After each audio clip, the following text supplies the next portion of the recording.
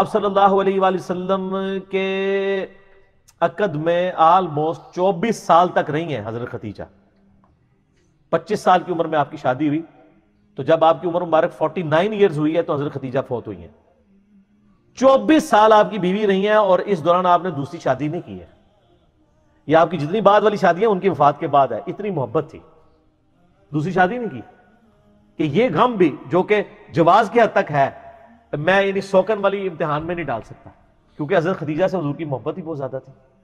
اور حضور صلی اللہ علیہ وسلم کی زندگی میں یہ 49th year of his life وہ غم کا سال تھا کہ وہ دونوں ہستیاں جو حضور صلی اللہ علیہ وسلم کی سپورٹ میں کھڑی ہوئی تھی، ایک ہی سال دونوں کا انتقال ہو گیا. اسی لیے اسے کہا جاتا ہے عام الحزن، غم کا سال. تو وہ تو غم تو ختم نہیں ہو سکتا. صحیح بخاری اور مسلم کی متفق علیہ حدیث ہے، مولا علی رضی اللہ تعالیٰ عنہ وعلیہ السلام، جن کی پرورش حضرت خدیجہ نے کی ہوئی ہے اور اللہ نے یہ بدلہ دنیا میں اتارا ہے. ابو طالب نے پرورش کی نبی علیہ السلام کی. ابو طالب کے بیٹے علی ابن ابی طالب کی پرورش نبی علیہ السلام نے کی. تو ابو طالب نے نبی علیہ السلام کی پرورش کی اور نبی علیہ السلام نے ان کے بیٹے کی پرورش کی. اور حضرت خدیجہ جو ہے حضرت علی کے لیے ماں کی طرح تھی، اور بعد میں خوش نصیبی کہ انہی کی بیٹی کے ساتھ نکاح بھی ہو گیا سیدہ فاطمہ کے ساتھ. تو صحیح بخاری اور مسلم متفق علیہ حدیث ہے، بخاری مسلم دونوں میں ہے.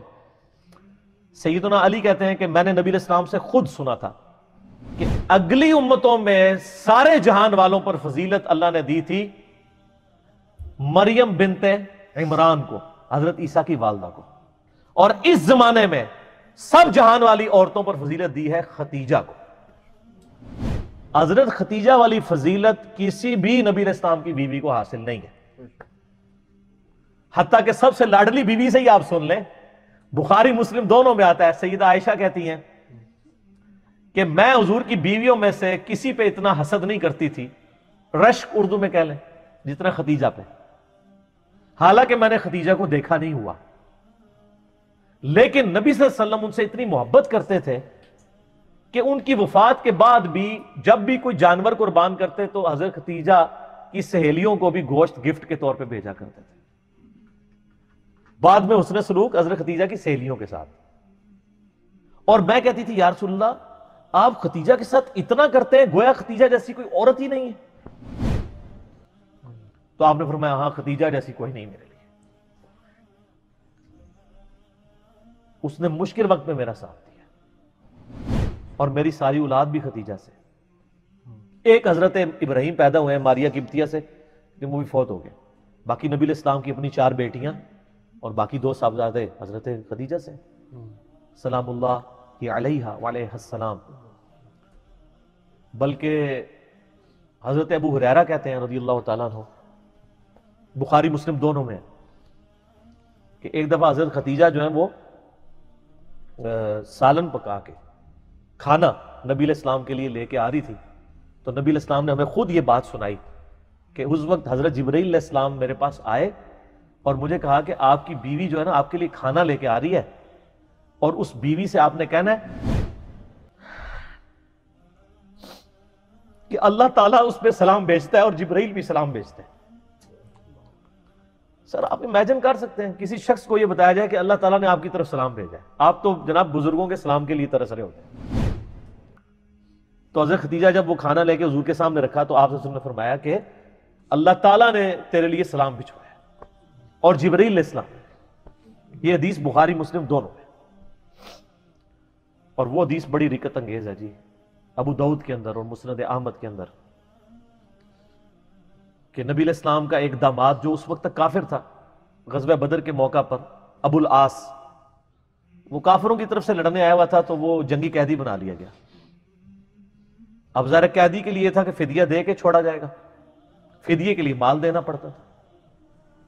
اب اس کی جو بیوی ہے وہ سیدہ زینب نبی علیہ السلام کی بیٹی، جن کی آگے سے وہ بیٹی ہیں جو حضور کی نواسی ہیں، امامہ بنت ابی العاص، جن کے بارے میں صحیح بخاری میں آتا ہے کہ نبی علیہ السلام ان کو گود میں اٹھا کے نماز پڑھا کرتے تھے.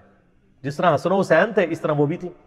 امامہ، یہ لفظ ویسے لوگ امامہ پڑھتے ہیں، یہ الف کے اوپر یعنی حمزہ کے اوپر پیش ہے، امامہ بنت ابی العاص.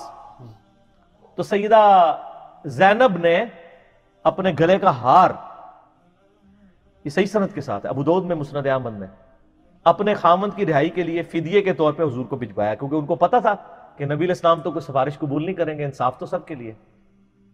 اب وہ ایک ایک کر کے قیدی چھوڑے جا رہے ہیں، نبی علیہ السلام کو اعتماد میں لیا جا رہا ہے، ٹھیک ہے، کہ جی اس نے یہ دیا مال، اس نے یہ دیا ہے، حتیٰ کہ جب وہ ہار حضور کے سامنے آیا تو آپ صلی اللہ علیہ وسلم پہ رکت آ رہی ہو، رکت کے الفاظ ہیں، رونا شروع کر دیا آپ نے، کیونکہ وہ ہار حضرت ختیجہ کا ہار تھا جو انہوں نے شادی کے موقع پہ اپنی بیٹی زینب کو گفٹ کیا ہوا تھا۔